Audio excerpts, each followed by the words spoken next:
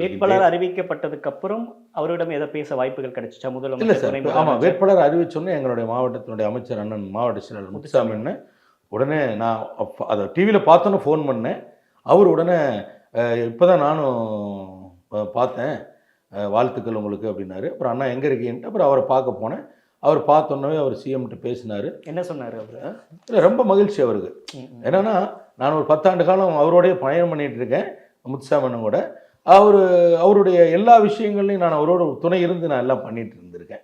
அவர் என்னென்ன பணிகள்லாம் செய்கிறாரோ அந்த பணிகளில் என்னுடைய பங்களிப்பு குறைந்தபட்சம் ஒரு அணில் அளவிற்காக என்னுடைய பங்களிப்பு அவரோடு இருந்திருக்குது. அதனால் அவருக்கும் எனக்கு சீட்டு கொடுத்ததில் அவரும் ஒரு நல்ல மகிழ்ச்சியாக இருந்தார். அப்புறம் வாங்க நம்ம போய் தலைவரை சந்திப்போம் அப்படின்னு சொன்னார். அப்புறம் தலைவர் அந்த அன்றைக்கி அசம்பிளி நடந்ததுனால அப்புறம் நாங்கள் அசம்பிளிக்கே போயிட்டோம் தலைவரை பார்க்குறதுக்கு. அங்கே போனால் அப்புறம் அசம்பிளியில் பார்க்க வேண்டாம், வீட்டுக்கு வந்துடலான்னாங்க. அப்புறம் மதியம் ஒரு 12 மணிக்கு மேலே. ஆனால் தலைவர் அன்றைக்கி ரிப்ளை முடிச்சுட்டு அப்புறம் வீட்டில் சந்தித்தோம். வாழ்த்து சொன்னார்.